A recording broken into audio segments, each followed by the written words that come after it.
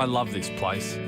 Empty, teeming with rain, it's always alive with magic, hope, pleasure and pain.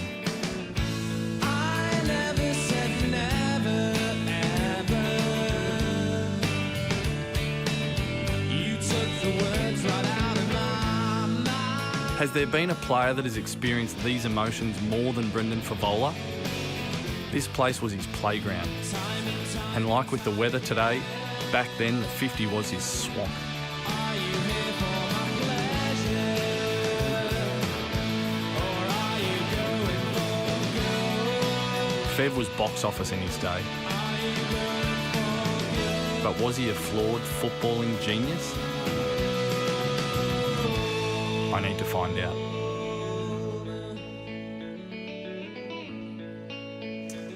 Fev, we need to talk about the setting we're in. It's interesting, isn't it? The old girl over your left shoulder. It's a pretty special place, isn't it? I suppose as a kid going to the MCG, and I used to work at Waverley, used to sell pizzas at Waverley Park.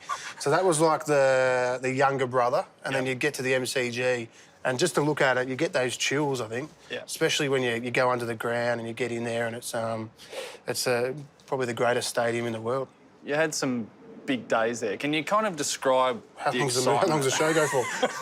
We'll have to take your best one. OK, my best one. What's it like playing against a Collingwood Essendon in those big blockbusters? Yeah, I reckon as a player that played at a big club, especially Carlton, doesn't matter where you are on the ladder, there's 80,000 plus when you play an Essendon, Richmond or a Collingwood, and to run out in front of all those people and be in the goal square, because attention always wasn't on the footy when you're a forward, so you just have a little gloss around and you think, oh, they're here to see me.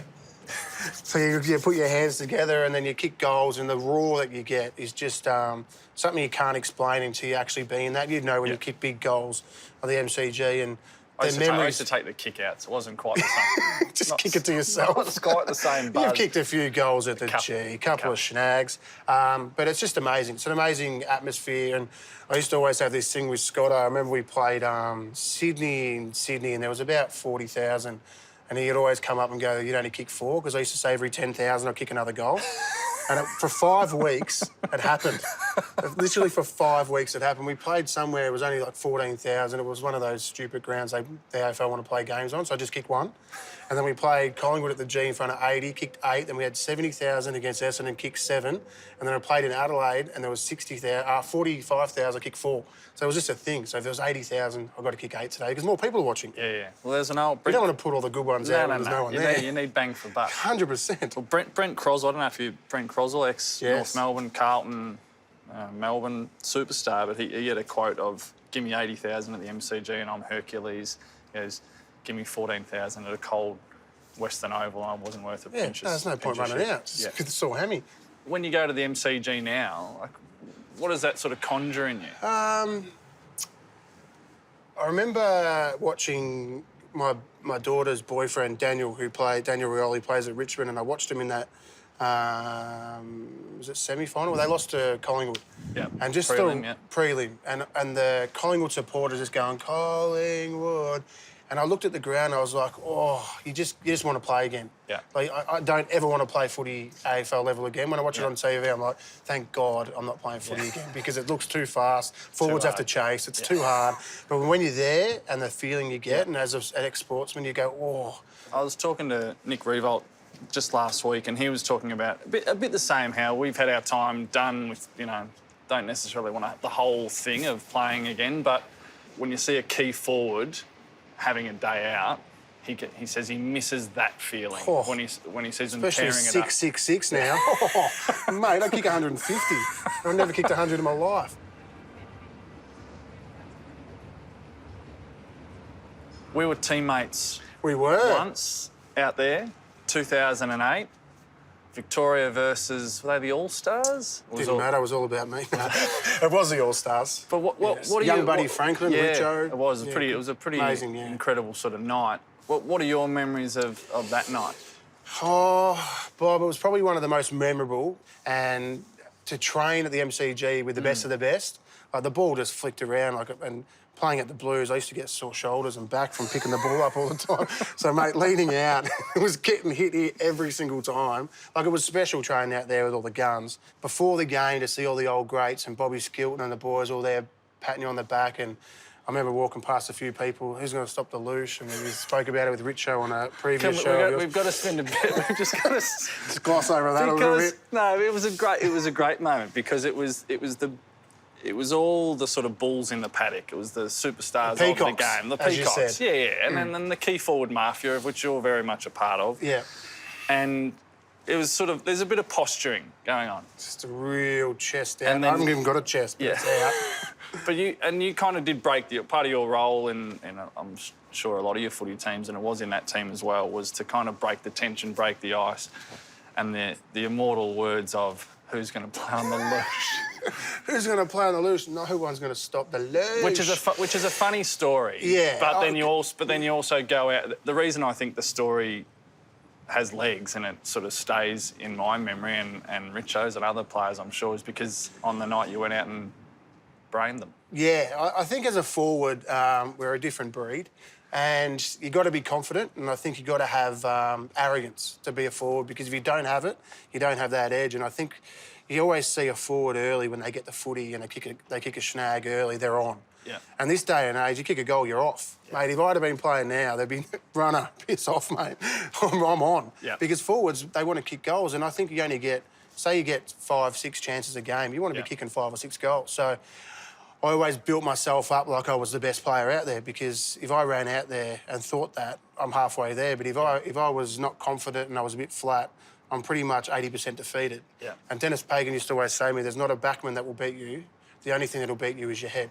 Yeah. And if I went out there with that mindset, I'd be defeated. But I thought, there's a lot of good players here. So I'm just like, who's going to play on the loosh? Yeah. Who's going to play on the loosh just to get me up? Yeah. Then I went out there, and obviously no one did, because I won the medal. So...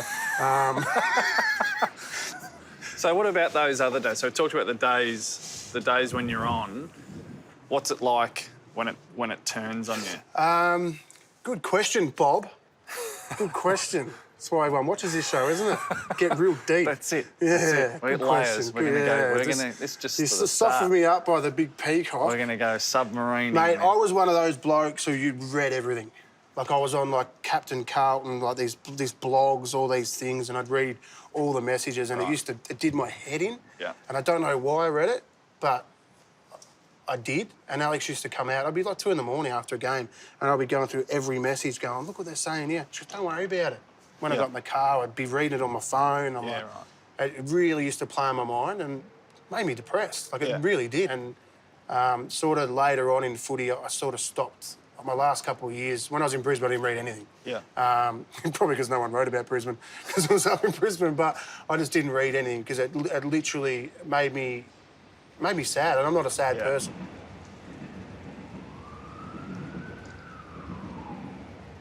I reckon sometimes I'm a little bit misunderstood. People didn't think I trained hard, which I did, because I hated running. But give me a footy at training, like pre-season, I could run anywhere. Yeah. On the ground, I didn't have to think about it. It just happened. Yeah. And I love a game of chess.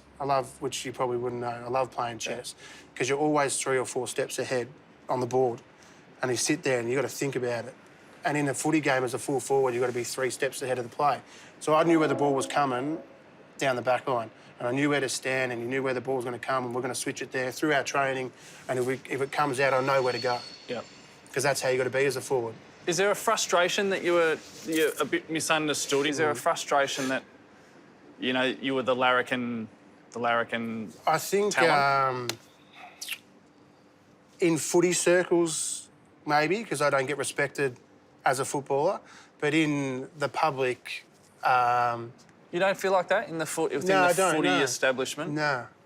I don't think, no. I think a lot of football people think, oh, yeah, he was just that dickhead that played footy. He was good, but he could have been better, and, he was wasted. We got to think, I retired/sacked... when I was 29, just a /sacked. Yeah. Which probably was the best thing that happened to me, let's be honest. I remember Vossi came in, I was at the New Farm Medical Clinic, mental hospital, and he sacked me in there, which wasn't fun. Well, one of my questions is, what was the low point? That was pretty low. That's got to be pretty low. Yeah, that was pretty low. Knowing it was done and being highly medicated and being in there for a reason, and that to happen was, it wasn't good. But looking back on it, like a year later, it was probably the best thing that ever happened to me, because the bubble of footy, mentally I wasn't stable enough to be in that. So when Vossi comes in to I thought he was give you coming, the yeah. news, 'Cause what I'd started training what a did you little think bit. was happening? Because I'd started training, I was allowed to go out, and I had a guy from Brisbane. I rang him and said, mate, can we start doing some training? Because I was 99 kilos when I went in. I was really fit, and at that time I was about 127 because of all the Seroquel and the drugs they give you. You blow up. Yeah. The season was rolling around. I'm like, I need to get fit again. So we went out to the park just near New Farm, and I was running, and I thought, all right, I'm ready to go. I started to lose a bit of weight, and I started to get my fitness back a bit. And then I thought he was coming in with Lynchy, my manager, to say, righto, this is what's going to happen. And I don't think I've told too many people this, but I remember sitting there at a table, and he came in and he said, because I was on a pretty big contract, I still had 2 more years to go, and he said that I was going to get sacked. And I sat there, and I think I even cried. I think I was born. I said, I'll play for nothing, and I'll play in the 2s until you get my trust back, and then I'll come back through the 2s, and I'll play the whole year in the 2s. And he said, no, that's it, it's done. And I said, oh, OK, fair enough. And that was it. It was just done. And then when he left, I was like, that's it. I'm done. That's my footy. Done and dusted. No trade, no nothing to fall back on. Lost all the money on the punt, so I was cooked. But fast forward 8 years, it's probably the best thing that ever happened to me. How long from that, let's call that the sort of rock bottom, how long did it sort of post that, when you started to feel like you were getting yourself together? I reckon it was halfway through the next year, I went to Casey Scorpions to play Melbourne Reserves. And it was the second half of the year. I think I kicked, in 10 games, I kicked like 60 goals or 58 goals or something. And I was playing on some full backmen that were playing at AFL, but they'll come back from injury. And I remember playing a Michael Jamison. Yeah. And I was, you'll love this. I was driving, because I was playing VFL, I didn't really care too much, but I was having fun. I just thought, this is fun. I'm in McDonald's on the way to a game to get a McChicken, and we're driving out, and Rats was on SEN, and they were saying, Fev's playing against the Northern Blues today, how do you think he'll go? And he goes, he won't get a kick. Jamo's been training for a long time. He won't get a kick. And I had about 4 bites of the McChicken. So I wrapped it up, put it back in the bag, and I said, I'm on. And that was it. I didn't eat the rest of the McChicken. Got to Casey. I walked 3/4 time. I walked past the huddle, and there was Ryan Houlihan, one of my best mates, all the boys that I'd played footy with at Carlton. And I said, whoa, the Lucius still got it. And they all looked at me. And Jamo come up and said, I'm done. I'm done for the day. I'm playing 3/4. And I said, thanks for the confidence. I'd kicked 10 at that stage. And he'd wound himself up. And I had that same as playing Victoria. And I was only playing VFL, but I had that back, and I felt good again. I thought, I've got my mojo back. I didn't even finish my McChicken. That's how much Rats pissed me off. I feel like when Fox Footy does the movie of your life, the first scene will be your 4th bite of the McChicken. Yeah, and then slow motion, like, wrap it up. I wrapped it, because it's in the box, I put it in, and then when I got in the car after the game, it would smell like Macca's, and I thought, should I? I thought, no, I better not.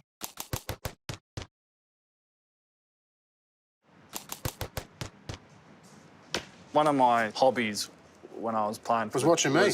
Well, kind of. I used to love to mimic full forwards goal kicking routines, and I used to do a pretty good David Neitz, but I used to mimic yours, and then it was only after sort of mimicking you that I got to thinking about the way you held the ball for, and this is part of this football sort of genius that I think you have. How you held the ball. It all started with Rossi Lyon, actually, because I'd played in the TAC Cup, and I was pretty accurate kick, and then I think the first couple of months at the Blues, I kept missing, right? And he actually said to me, he goes, mate, you walk in like you're stirring a bowl of soup. So I used to go like this when I walked in. And he's like, and I thought, yeah, you're right. And then, because obviously when you're doing that and you drop it, it can go anywhere. Yeah. So he's like, let's let's tinker with it and see what feels comfortable. Yeah. So I started doing all different things, and then I realised to myself that the right hand does nothing. Yeah. Oh, the left hand, sorry, does absolutely Yeah. nothing. All it does is just rest on the ball because all your guidance comes from your preferred hand, which is my right. And I thought if Plugger, who I loved, leant over so much, the ball very, very rarely was dropped from up here, and the ball to drop from your knee to foot doesn't deviate. So I thought, all right, I'll start walking in with one hand and I'll drop it as low as I can so it doesn't deviate, and it should always go like that. So if your leg's straight, the ball should go straight.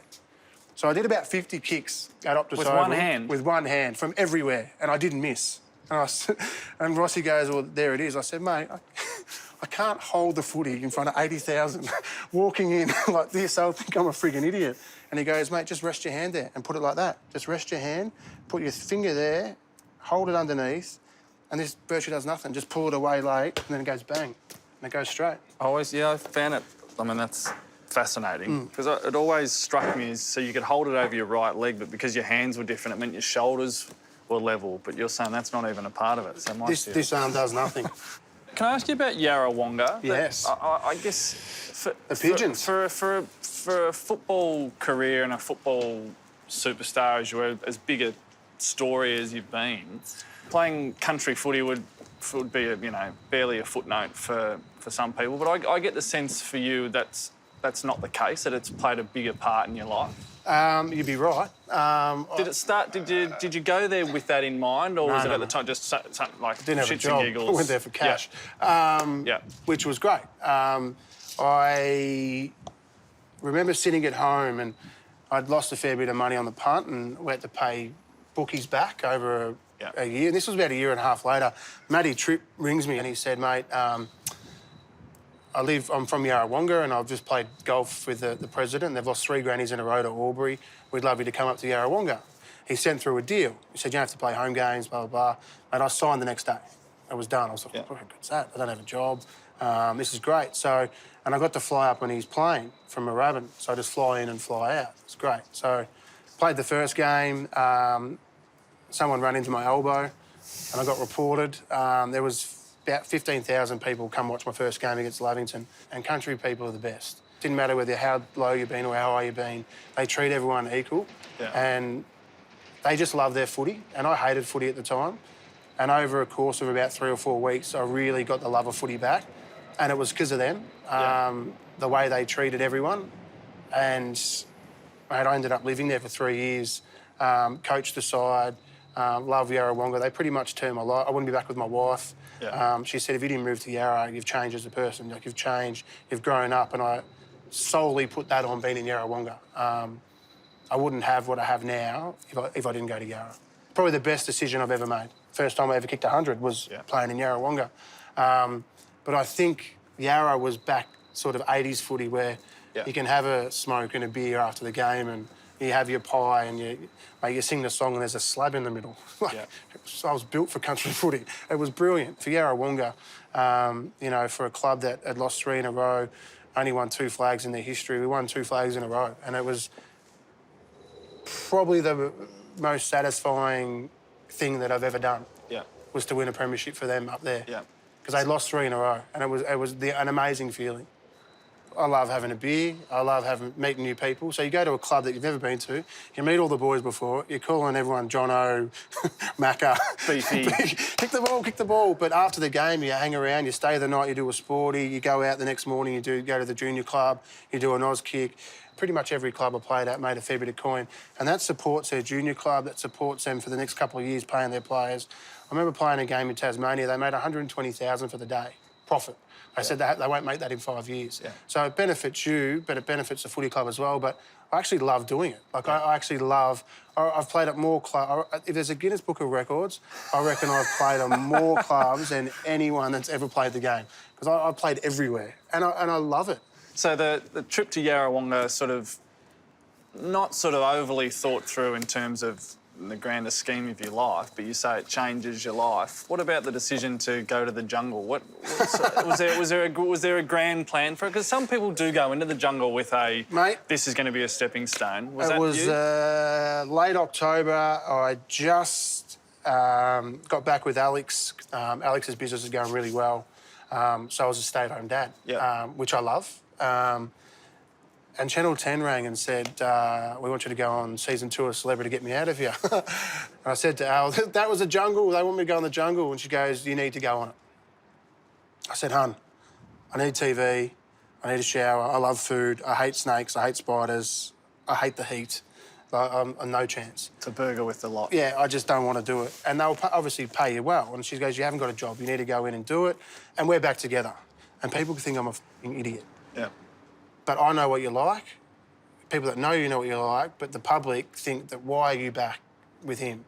I need Australia to know why and fall in love with you because they have the way I do. Yeah. And I'm like, well, what happens if I get voted out early? And she said, well, they still think you're an idiot.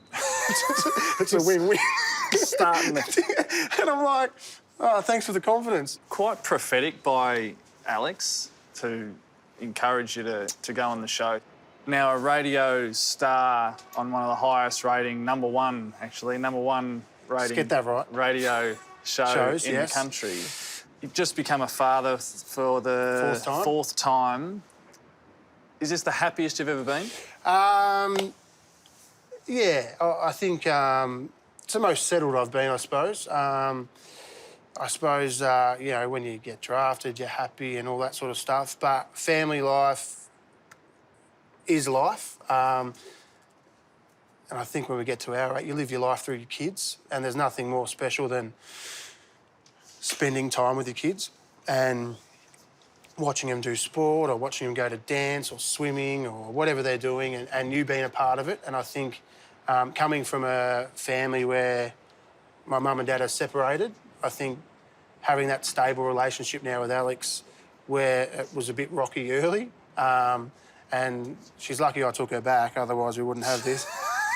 Cut that. Cut.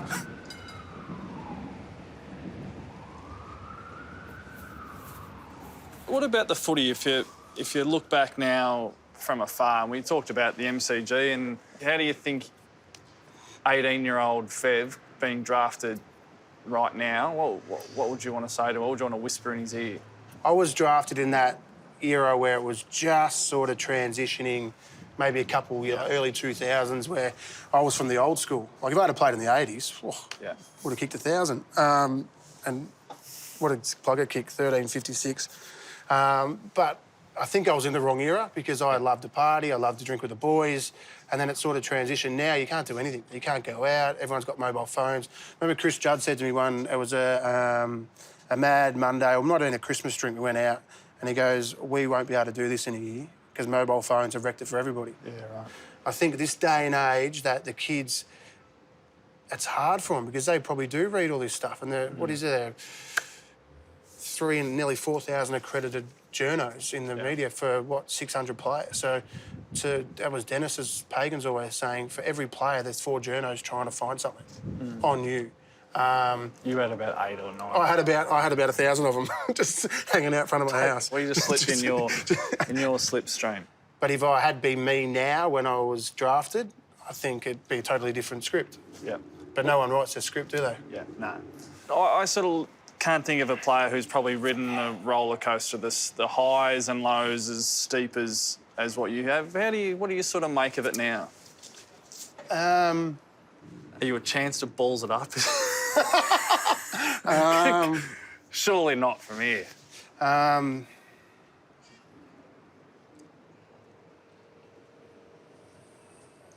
coach once said to me, you got to swim through the shit to get to the clear water. And I reckon I swam through a fair bit of shit, and now I'm into the clear water. I think if I didn't go through that, as we said earlier, I probably wouldn't be where I am now. So, very big roller coaster. This is huge, with some big dips. Yeah. And hopefully that ride's finished now. Do you look back with regret of if you could do things differently? In this life, mate, you never know what's going to happen. But all I know is I'm happy. You feel settled. I'm settled. My family's good. My wife's amazing. She's got an amazing business. I've got an amazing job. I'm surrounded by females. I'm very lucky. And I wouldn't have it any other way. Well, we're happy for you, mate. And Thanks, I mate. genuinely mean that. And I know you've got some doubts about the football fraternity. As someone who played against you and watched you from afar for a long time, mate, you were an absolute superstar. And at your best, you played the game as a lot of us would have wanted to be able to play. So, Means Thanks a lot for the coming from you. chat. Thanks, man. on you, man. No one's going to stop the luge. Leash! The luge!